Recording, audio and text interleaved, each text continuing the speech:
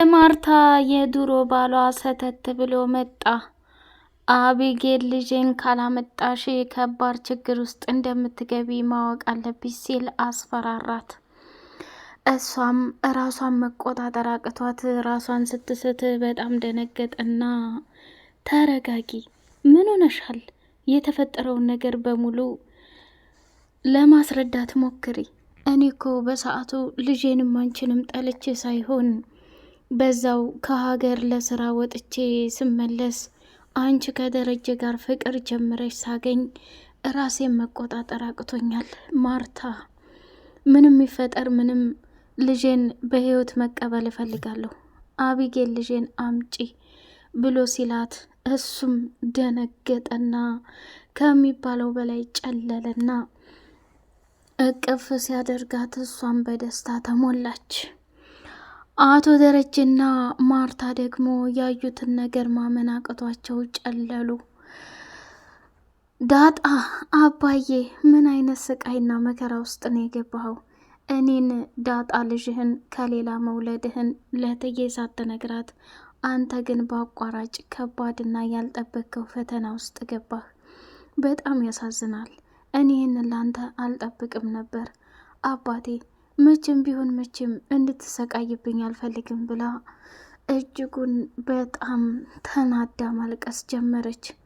አቶ ደረጀ ደግሞ እንባው እየረገፈ ወይኔ ጉዴ፣ ዘንድሮ የገጠመኝ መከራና ስቃይ ምንድን ነው? እንዴት እንደዚህ ሊያደርጉኝ ይችላሉ?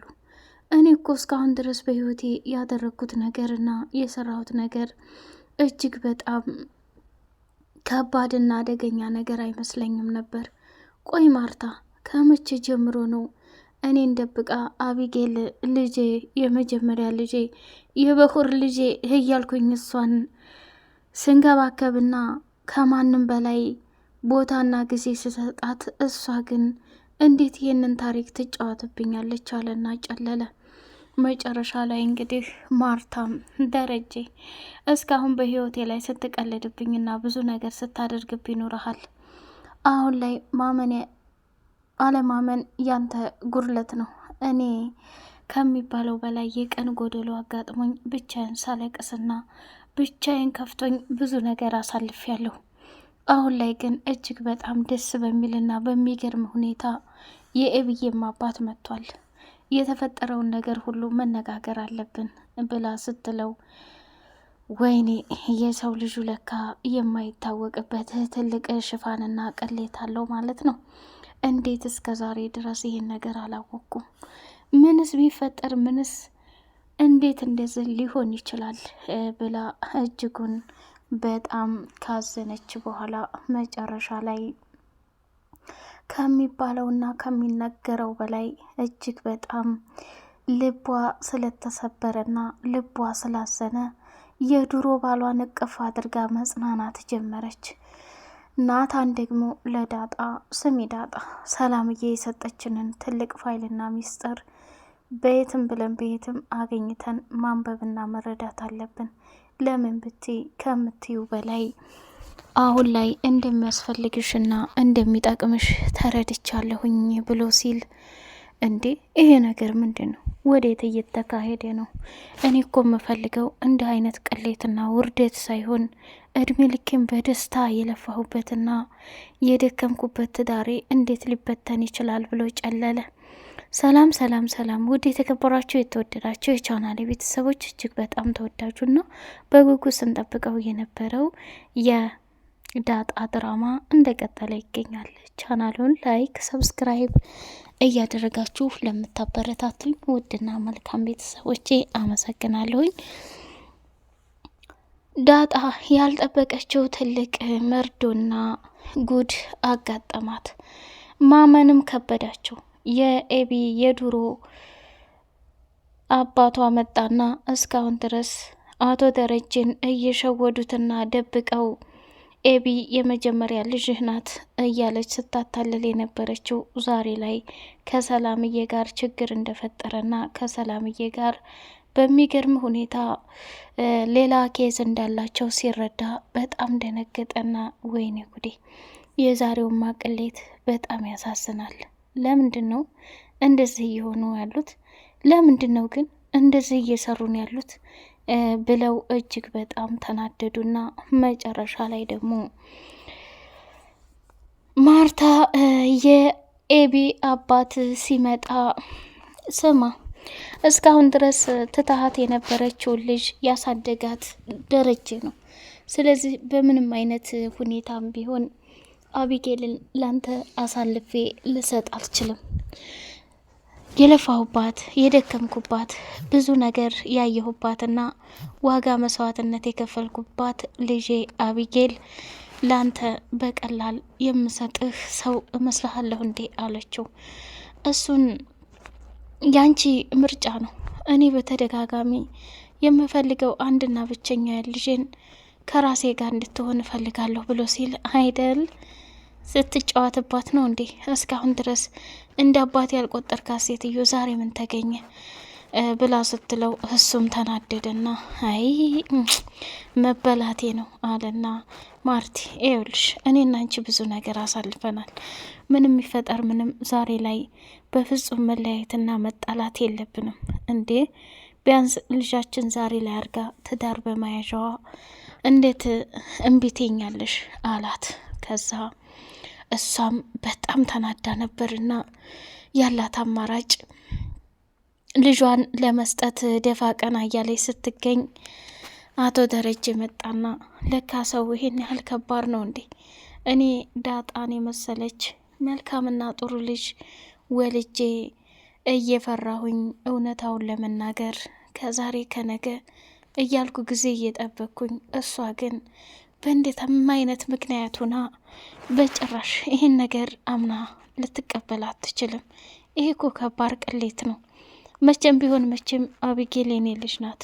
ትልቅ ድራማ እየሰራችብኝ እንጂ ማርታ ይሄን ነገር ልታደርግ አትችልም አለና በጣም ካዘነ በኋላ ማርታ ለአንዴና ለመጨረሻ ጊዜ ልጠይቅሽ፣ አቢጌል የማን ልጅ ናት ብሎ ሲናገር ደሬ በአንድ ሰሞ የተፈጠረ ከባድ ስህተት ነው። እሱን ደግሞ እንዴት አርጌ እንደምነግርህና እንደማስረዳህ አላቅም ስትለው ዳጣም አቢጌል ካሁን በኋላ እኔና አንቺ አንድ ላይ ሆነናል። በትንሹም በትልቁም እየተነሳሽ እንድትጨቃጭቀኝ አልፈቅድልሽም። አንቺም ያባዬ ልጅ አይደለሽም። እኔ ግን ያባዬ ልጅ ነኝ። እማዬ ደግሞ እናቴ ባትሆንም ችግር የለውም። ሁሉንም ነገር አምኜ ለመቀበል ወስኛለሁኝ አለና ደስ በሚል ሁኔታ አቶ ደረጀም ከነበረበት ስሜት ላይ ዳጣ አባዬ መረጋጋት አለብህ፣ እማዬም ይሄን ነገር ልክ አንተ እኔን በስህተት እንደተፈጠርኩት እሷም ተፈጥራ ሊሆን ይችላል። ስለዚህ ሁለታቸውም አንድ ላይ ናቸው። እማዬውም እውነታውን አፍርጠዋለች። አንተ አላህ አይደል እንዲ አባዬ እውነታውን ሳትናገር እማዬ ምን ያህል እየተጎዳች እንደሆነ እንኳን ብታውቅስ አለችው። ከዛ አይ ዳጣ አሁንም ለእኔ እንትን ታያለሽ አይደል? ለአባትሽ ያለሽ አስተሳሰብ እናንተን ይለያል።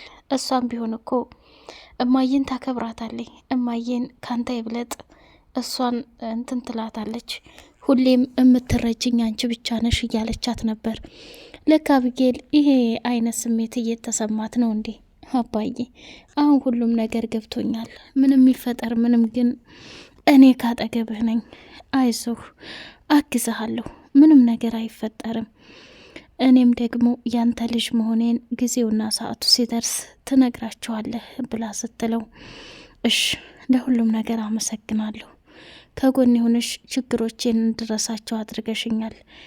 ምናለ አንዳንዴ ውሃም ያንቺን ያክል እውቀት ባገኘች ብዬ እየተመኘው ነው አለ ናታን። እንግዲህ የሰላምዬን አደራ ያስቀመጠውን ወረቀት በጣም በሚያሳዝን ሁኔታ አግኝታ እያነበበችው ሳለ በድንገት ደረሰና ናታን ይሄ ነገር ምንድን ነው?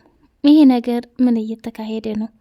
ይሄ ነገር ምንድን ነው እያለች ስትፋጠጥ ኤቢ ለአንዴና ለመጨረሻ ጊዜ ልንገርሽ፣ ምንም ይፈጠር ምንም እኔ የምፈልገው ነገር አሁን በቃ እሱን ወረቀት አስቀምጪ። እየጠየቅኩሽ ያለሁት በፍቅር ነው። ስለዚህ ወረቀቱን የማታስቀምጭ ከሆነ ግን ሌላ ችግር ይፈጠራል ብሎ ሲላት፣ ናታን የፈለከውን አድርግ፣ እማዬ ላይ ስትጫወትና ስትቀልድ ዝም ብዬ ሳይህ፣ አንተ ግን በማይረባና ደስ በማይል ሁኔታ እማዬን ልትቀይራት ዱብ ዱብ እያልክ ትገኛለህ። ሰላምና ዳጣ ጋር ያለህን ግንኙነት ማወቅ እፈልጋለሁኝ። ምንድን ነው እንደዚህ እየሆናችሁ ያላችሁት? ይሄ ነገር ደግሞ የግድ መታየት አለበት ብላ ስትፋጠጥ እጇን ጠመዘዛትና ሊቀማት ሲል፣ አይ እኔ እንደዚህ እንድታደርግ አልፈልግም። ምንም በል ምንም እማዬ ጮሄ እንድትመጣ ነው የማደርገው አለችና ስትጮህ ወይዘሮ ማርታ እየበረረች መጣች። ያንንም ወረቀት ይዛ ወደ መኝታ ክፍል ከመጣይ በኋላ አቶ ደረጀ ከስራ ቦታ መጣና የተፈጠረውን ነገር በሙሉ ቢጠይቃትም በፍጹም መልስም ምንም ነገርም የላትም።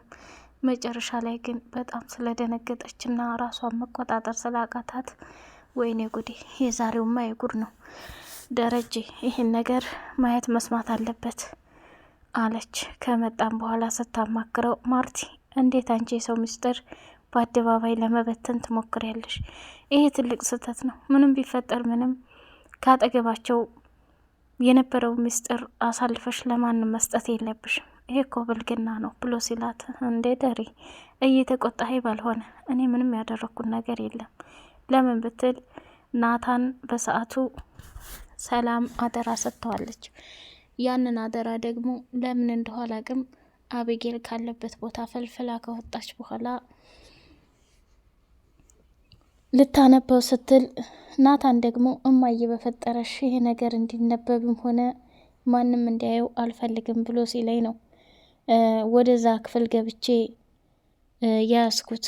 አንተ ስትመጣ ግን እናነበዋለን ብዬ ወስኛለሁ ብላ አለችው። እንዴ ማርቲ ምን ሆነሻል? ይሄ ነገር ለኛ አልተሰጠን፣ እንዴት የኛ ያልሆነን ነገር ልናነብ እንችላለን?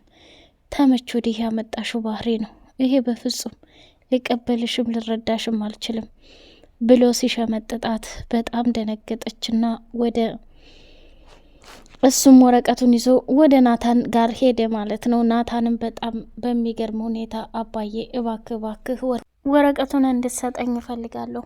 ይህን ወረቀት ሰላምዬ በአደራ መልኩ አስቀምጬ ለዳጣ እንድሰጣት ትፈልጋለች። ይህን ነገር ደግሞ ካላደረግኩኝ ከባድ ስህተትና ያልተፈለገ ነገር ይፈጠራል። እሱም ደግሞ በፍጹም ሊቀበለውም ሆነ ልረዳም አልችልም። አባዬ እባክህ ናታን ይሄ ወረቀት እኔ ጋ ይቀመጥ፣ ሳየው ሁኔታውን እየፈራው ነው። ለዳጣ ደግሞ ምንም ቢሆን እኔን ሳታስፈቅድ መስጠት የለብህም ብሎ አስጠነቀቀው። ውድ የተከበራችሁ የተወደዳችሁ የቻናሌ ቤተሰቦች በቀጣይ ፓርት በጉጉት እስከምንገናኝ ቻናሉን ላይክ፣ ሰብስክራይብ እያደረጋችሁ ለምታበረታቱኝ እንዲሁም ሀሳብ አስተያየታችሁን ለምትሰጡኝ አመሰግናለሁ። በቀጣይ ፓርት በጉጉት እስከምንገናኝ ሰላም አለይኩም ወራህመቱላሂ ወበረካቱ።